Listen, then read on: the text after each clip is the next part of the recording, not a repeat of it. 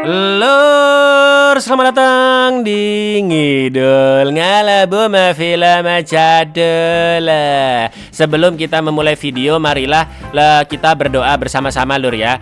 Ya Allah, lindungi Bilqis. Ya Allah, sehatkan Bilqis. Ya Allah, lindungi Bilqis. Ya Allah, sehatkan Bilqis. Balik mana ambil aku Icang dengan coach hari ini. Jalan menuju sukses dipenuhi oleh banyak tempat parkir yang menggoda. Kali ini kita masuk ke film bencana dari Korea yang tegang, bagus banget dan sangat tidak biasa Lur, yaitu The Great Flood tahun 2025. Mengisahkan tentang seorang ibu dan anak yang berusaha menyelamatkan diri dari banjir mengerikan karena volume airnya meningkat sangat cepat. Namun kalian tidak akan tahu apa yang terjadi selanjutnya Lur. Jadi langsung aja kita ke requestan salam dari dulurku Bos Begundal ya. Assalamualaikum Bang, mau tanya gini Bang, saya kan gini ya Bang, tanya ya Bang, tak antemi lo awakmu suwe-suwe Lur, monggo skecaken.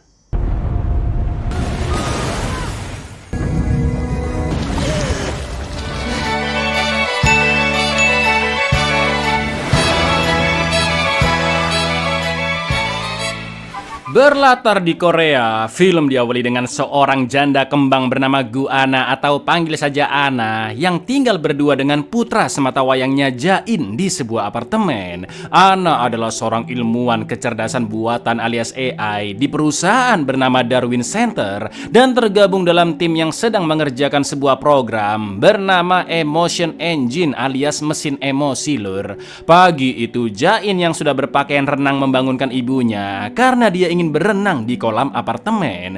Akan tetapi Ana masih ngantuk dan belum penuh ya kan. Sedangkan di luar terlihat hujan sangat deras sampai membanjiri jalanan sekitar dan Ana pun memutuskan tidak berangkat kerja. Setelah itu Ana lanjut masak sarapan dan seperti yang semua orang tua rasakan, Ana merasa riweh dengan kelakuan Dek Jain yang ada aja ya kan, namanya anak kecil Lur. Jain pun menunggu sambil menggambar di tablet dan Ana sempat ditelepon oleh ibunya, sebut saja Ngatiem, yang rutin datang ke sana untuk nyetok bahan-bahan makanan di kulkas karena Ana juga sering makan junk food yang membuat Ngatiem sangat khawatir. Tapi tiba-tiba 뭐 그린 거야? 좀 예쁘게 그려줬으면 좋겠는데. 너 화장실에 물 틀어놨어? 화장실 안 갔는데 왜?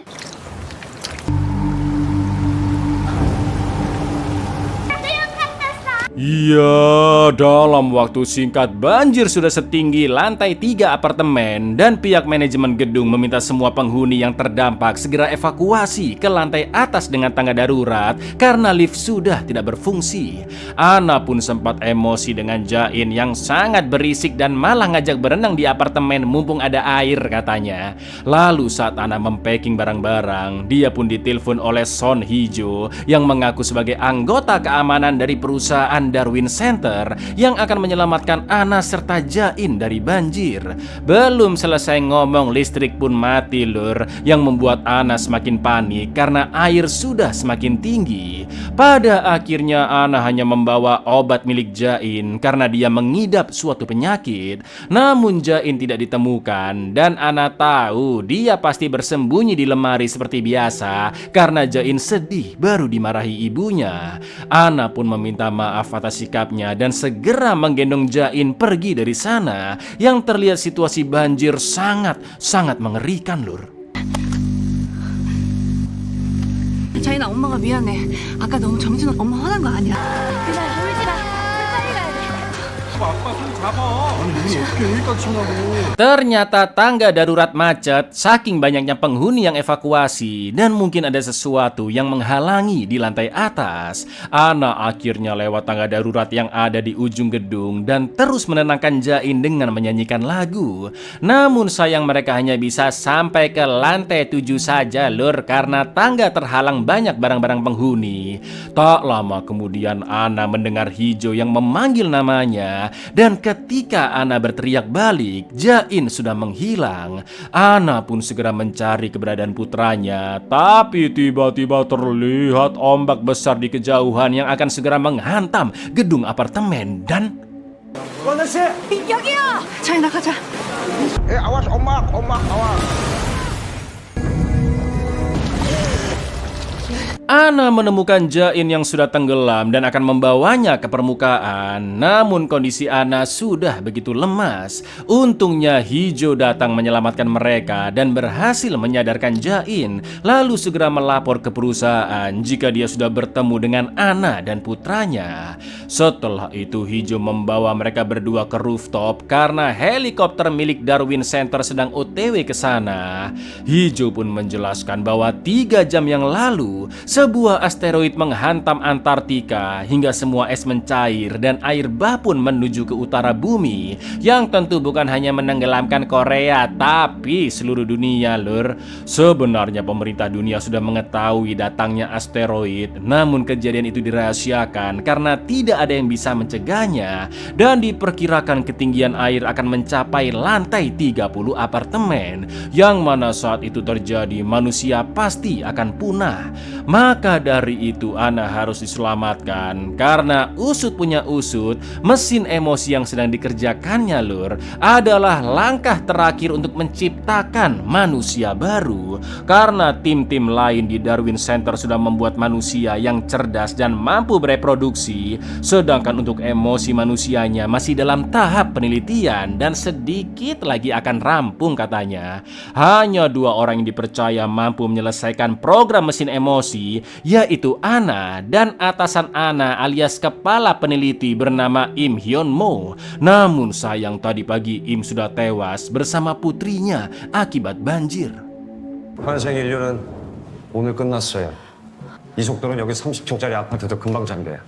3시간 전에 남극대륙에 얼음이 전부 녹아서 바닷물이랑 같이 사람이랑 똑같은 몸에 이모션 엔진만 남았어요. 예, 맞아요. 부치기님 키우던 애랑 같이 급류에 휩쓸렸어요. Tak lama kemudian Dek Jain tiba-tiba belet dan Ana segera membawanya ke unit apartemen yang masih terbuka untuk ngising di sana.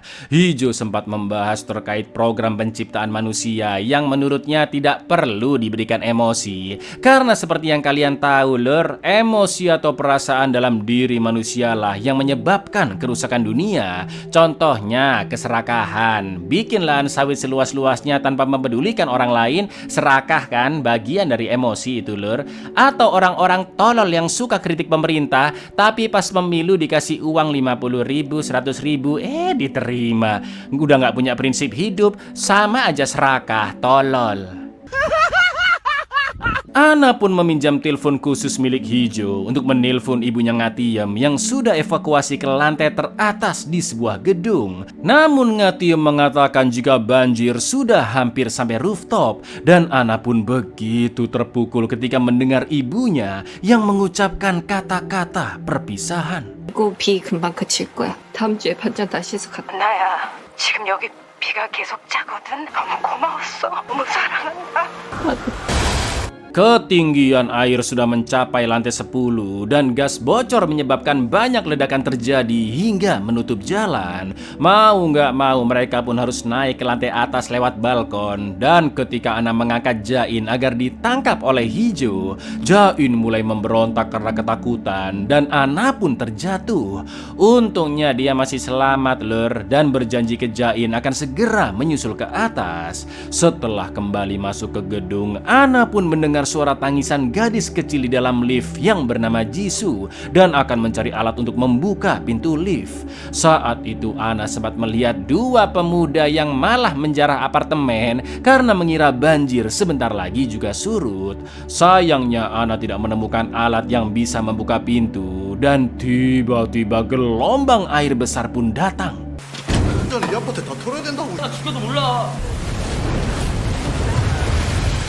Dalam kondisi tenggelam, Ana pun teringat kejadian kelam 1 tahun lalu saat kecelakaan hingga mobil terjatuh ke dasar laut.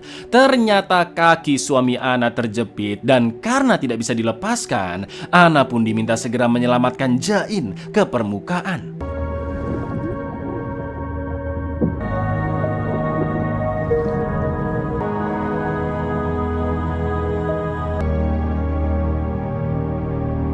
Ana berhasil selamat ke permukaan, namun dia begitu sedih karena tidak bisa menyelamatkan Jisoo. Sementara itu penyakit Jain kambuh yang membuat tubuhnya terasa lemas, dan karena obatnya sudah terjatuh entah di mana, maka Ana akan masuk ke unit apartemen yang masih terbuka. Akan tetapi Hijau meminta Ana segera ke rooftop karena tidak ada waktu lagi untuk menyelamatkan diri, dan keahliannya juga sangat dibutuhkan oleh dunia. Mendengar itu Ana tidak peduli karena yang terpenting baginya adalah keselamatan Jain, dan dia pun masuk ke apartemen milik sepasang mbah-mbah yang masih ada di sana. Gak pakai lama Ana mengambil jus jeruk botolan dan dicampur dengan gula lalu diminumkan ke Jain. Ternyata cara itu ampuh menyadarkan Jain dan menambah energinya, yang berangsur-angsur kondisinya pun semakin membaik.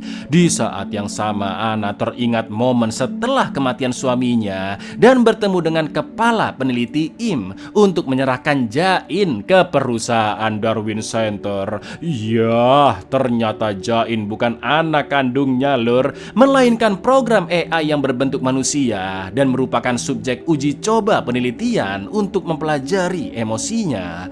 Bukan hanya Jain, tapi ada satu anak lagi yang sudah diciptakan, yaitu Eugene yang diasuh oleh Im. Im pun berusaha menenangkan Ana karena perusahaan baru akan mengambil Jain dan Eugene beberapa bulan lagi untuk kepentingan penelitian. 엄마는 적성이 아닌 것 같아요. 인 사람이 어딨어. 차라리 만들지 말 걸 그랬나 봐. 몇 달만 지나면 센터에서 자인이 회수할 우리 유진이도. Setelah itu Ana melihat sunset dari jendela apartemen yang mungkin akan menjadi pemandangan terakhir sebelum kiamat. Lalu Hijau menjelaskan bahwa nanti Ana akan naik helikopter sendirian untuk menjalankan misinya ke suatu tempat demi menyelesaikan pembuatan ras manusia baru. Sedangkan Jain langsung dibawa oleh pihak perusahaan dan tidak bisa ikut bersama Ana. Hijau penasaran apakah nanti Ana tega berpisah dengan Jain meski dia bukan manusia. Karena dulu saat kecil Hijau juga mengalami hal yang sama, yaitu ditelantarkan oleh ibunya, dan itulah yang membuatnya selalu bersikap dingin lur. Lalu tiba-tiba tsunami yang jauh lebih besar dari sebelumnya datang dan akan segera menghantam gedung apartemen. Mereka bertiga pun segera pergi ke rooftop dan meninggalkan pasangan mbah-mbah di sana karena mereka sudah pasrah. 해봐. 죄송해요.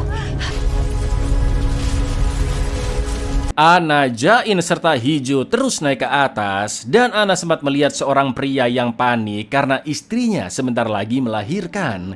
Ana hanya meminta maaf karena tidak bisa membantu dan terus naik sampai ke lantai 29.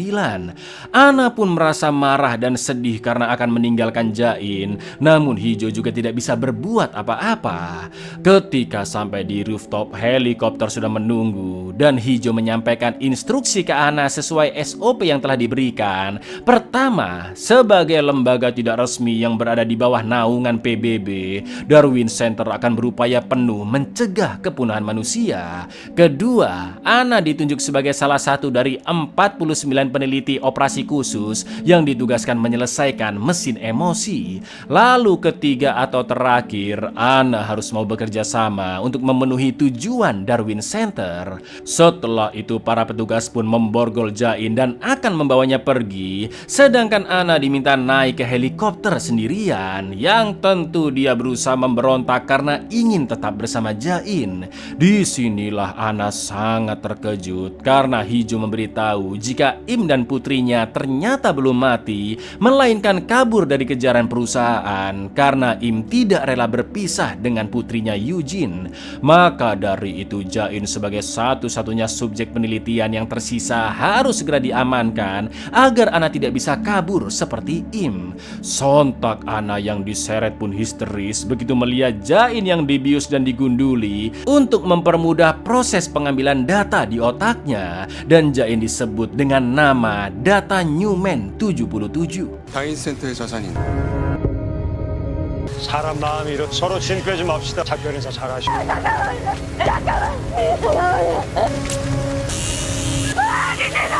Ana pun berjanji akan menyelesaikan mesin emosi asalkan Jain tetap bersamanya. Namun kepala petugas mengatakan jika sosok Jain dibutuhkan untuk penyempurnaan mesin emosi.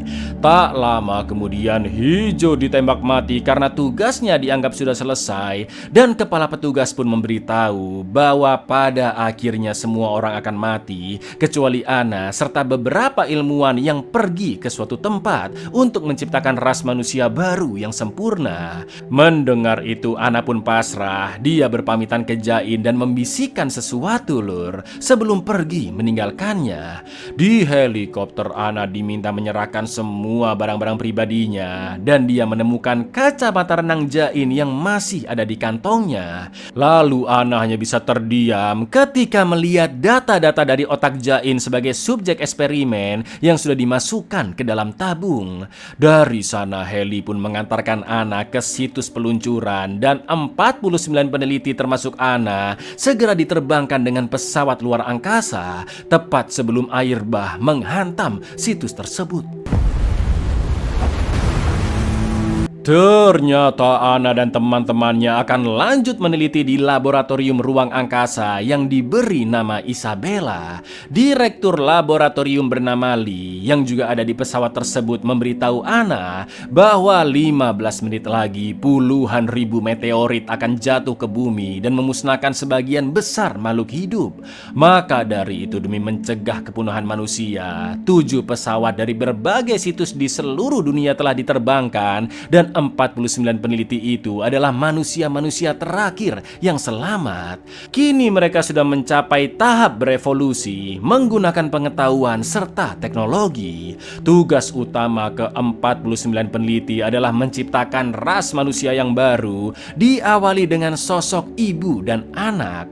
Lab Isabella sudah bisa menciptakan tubuh manusia berikut kecerdasannya, sedangkan emosi anak juga dianggap sudah selesai menggunakan data-data dari otak Jain, ya kan?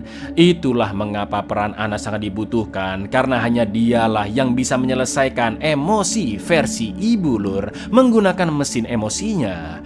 Ana pun menyampaikan rencananya bahwa dia akan membuat eksperimen dengan simulasi seorang ibu yang mencari anaknya yang menghilang. Si ibu akan menghadapi banyak rintangan dan jika dia gagal menemukan anaknya, maka si ibu akan terus mengulangi simulasi sampai berhasil menemukan sang anak. Lalu tiba-tiba lur di depan terlihat bongkahan asteroid pecah yang puing-puingnya pun menghantam pesawat tempat Ana berada. Dan 수많은 반복의 아이를 못 찾으면 전이 멸종할 겁니다. 실험체는 아이를 찾으려는 많은 장애물을 마주해요. iya, entah apa yang terjadi setelah hantaman asteroid. Namun Ana kembali berada di apartemennya dan dibangunkan oleh Jain. Atau dengan kata lain simulasi sudah berjalan.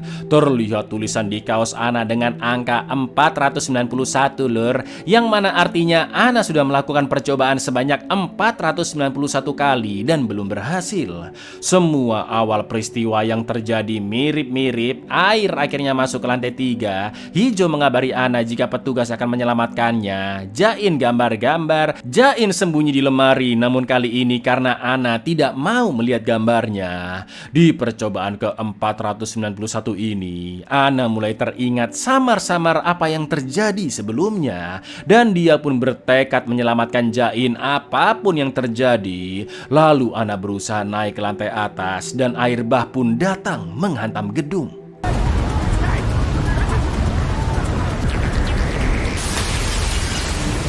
Setelah berhasil selamat, Ana pun menyuruh anaknya naik duluan ke atas. Tapi Jain tiba-tiba menghilang dan Ana berusaha mencarinya. Begitu melihat Jain yang terombang-ambing di air, Ana pun nekat nyemplung untuk menyelamatkannya. Tapi tiba-tiba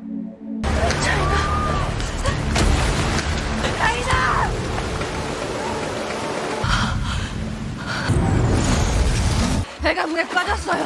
잠깐. Ana tewas tertabrak mobil dan karena gagal menemukan Jain, dia terus mengulangi simulasi hingga di percobaan 787.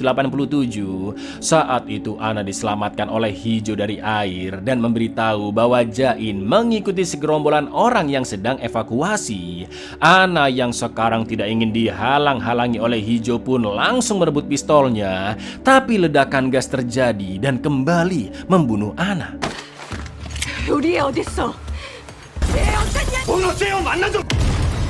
Singkat cerita, di percobaan ke 1931, Ana yang akan ditolong Hijau nekat menceburkan diri karena masih tidak percaya dengannya. Setelah itu Ana akan mencari Jain dan lagi-lagi mendengar suara tangisan Jisoo di dalam lift. Di titik ini berkali-kali Ana mencoba menyelamatkan Jisoo tapi selalu gagal lur. Sampai akhirnya di percobaan ke 4007 dia pun langsung mematahkan gagang pel untuk membuka pintu lift, yang alhamdulillahnya penyelamatan pun berhasil. Setelah diberi pakaian ganti, Ana terpaksa berpisah dengan Jisoo yang akan pergi ke apartemen kakeknya. Sepotong demi sepotong Ana teringat apa saja yang sebelumnya terjadi. Lalu Ana berencana akan merubah apa yang pernah dialaminya, berharap perubahan itu akan menjadi jalan untuk menemukan Jain. Sekarang Ana nekat melawan dua pemuda yang sedang menjarah rumah pasangan mbah-mbah sebelumnya. Untungnya Hijau datang membantu, yang akhirnya dua pemuda itu pun langsung disikat, dilempar ke bawah lur.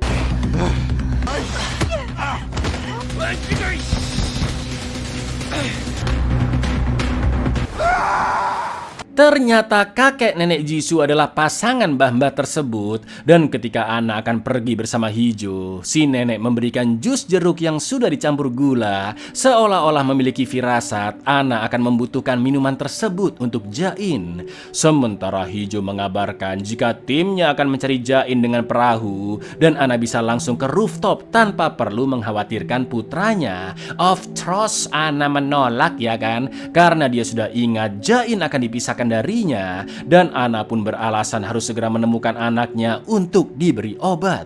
Ana juga meminta bantuan Hijau untuk ikut mencari Jain di lantai angka genap, sedangkan Ana akan mencari di lantai-lantai ganjil. Pencarian ini sering membunuh Ana, hingga di percobaan ke 7993 Ana kembali bertemu wanita hamil. Namun kali ini dia tidak mengabaikannya dan membantu membedong si bayi yang baru saja lahir lur. Momen itu kembali mengingatkannya dengan Jain, dan dengan beberapa perubahan yang terjadi, Ana juga berharap perjalanannya akan berubah dan bisa menemukan Jain.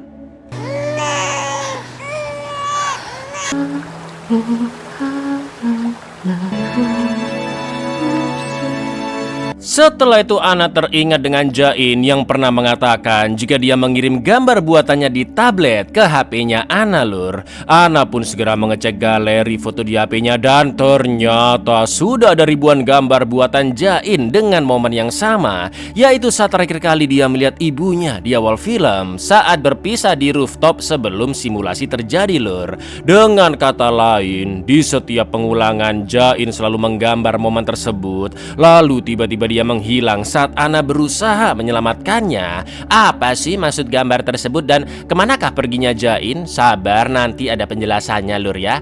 Tak lama kemudian petugas Darwin pun datang dan langsung membius Ana agar bisa segera dibawa ke rooftop.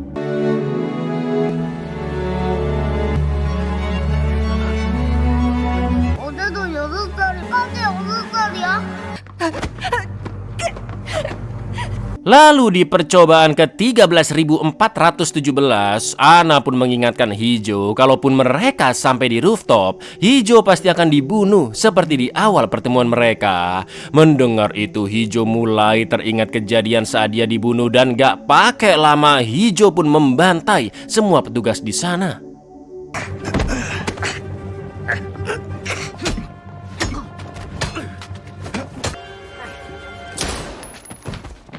Hijau menyuntik Ana dengan suatu obat agar dia bisa kembali tersadar, dan Hijau ingin Ana menjelaskan lebih detail apa yang terjadi. Ana memberitahu jika dirinya sudah menjalani simulasi 13.000 kali yang entah kenapa Jain selalu menghilang saat akan diselamatkan, seolah-olah Jain merencanakan sesuatu. Ana tahu Jain selalu sembunyi di lemari saat lagi ngambek, dan satu-satunya pintu unit apartemen yang terbuka ada di lantai 30, yang mungkin saja Jain bersembunyi di lemari unit tersebut. Maka dari itu Ana butuh bantuan Hijau untuk membunuh petugas-petugas yang tersebar di gedung apartemen sampai mereka bisa ke lantai 30. Sebenarnya Lur, Ana sudah pernah menyadarkan Hijau ribuan kali sebelumnya, namun mereka selalu gagal melewati petugas yang tersebar di gedung, dan pada akhirnya mereka pun mati ditembak. 걔가 화나거나 마음에 안 들면 30층에 하나 남았어요. 찾을 수 없었습니다. 맞아, 그랬던 것 같네. Ana sempat menganggap Jain memang tidak ingin bertemu dengannya lagi. Namun Hijau memiliki firasat jika dia menghilang bukan karena membenci Ana, tapi karena Jain menunggu di suatu tempat sampai ditemukan oleh Ana. Lalu pertarungan melawan petugas keamanan terus dilakukan berkali-kali hingga sampai di pengulangan ke 21.499 Lur. Dan Hijau memiliki cara lain untuk menghindari kepungan musuh, yaitu masuk kembali ke unit apartemen mereka tadi dan naik ke atas lewat jendela. Meski cara itu sangatlah sulit dan beresiko, namun tidak ada salahnya untuk dicoba. Dan sesampainya di lantai 30, Ana pun akhirnya masuk ke unit apartemen yang terbuka. Tapi tiba-tiba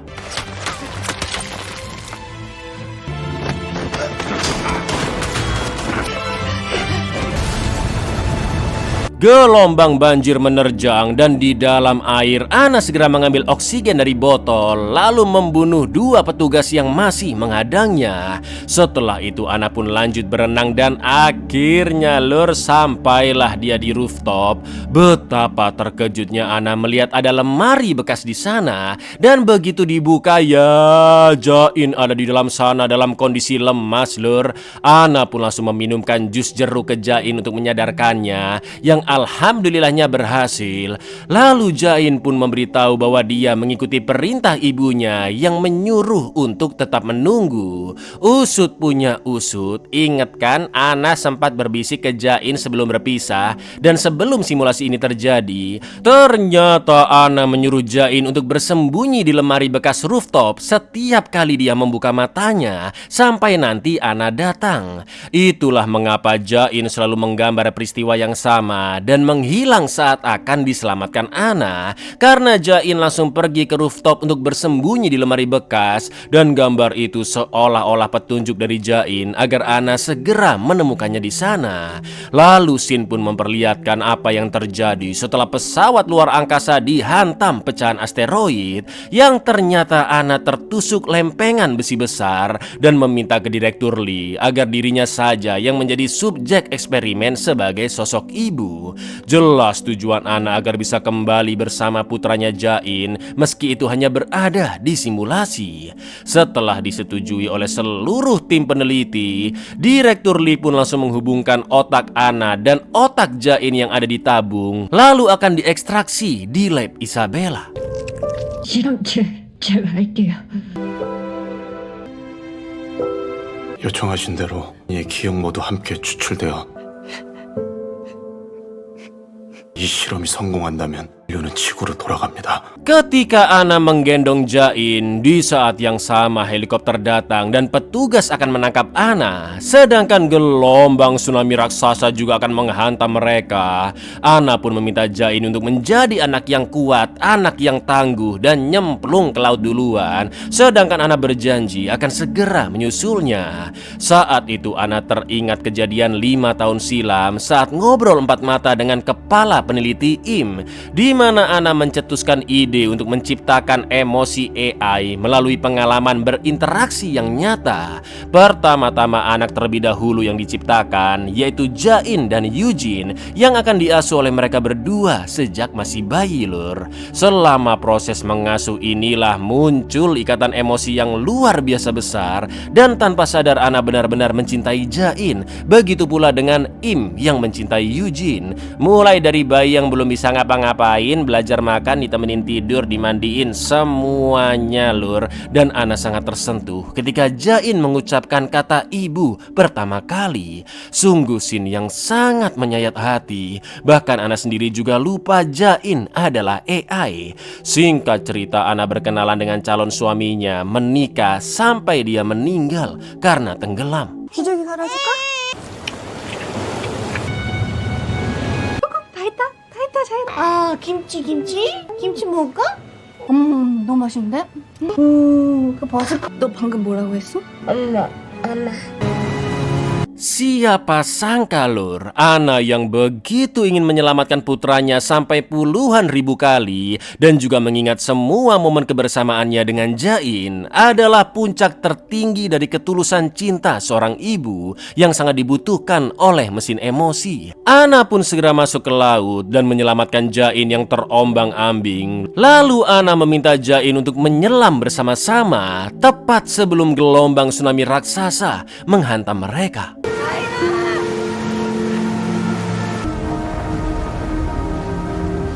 엄마랑 잠수할까?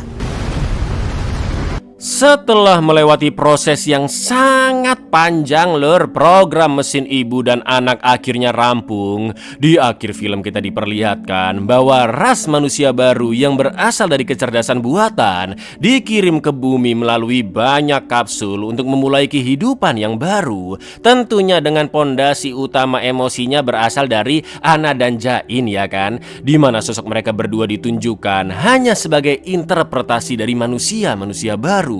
Entah sudah berapa lama waktu yang dibutuhkan sampai penciptaan manusia selesai, karena bumi tidak lagi terlihat sama, namun sudah layak untuk ditinggali. Karena sudah bersih dari pencemaran, penebangan hutan, koruptor, penambangan ilegal, dan semua hal yang sangat merusak. Untung aja negara kita orang-orangnya bersih ya, lur ya. 엄마 일어나봐. 일어나봐.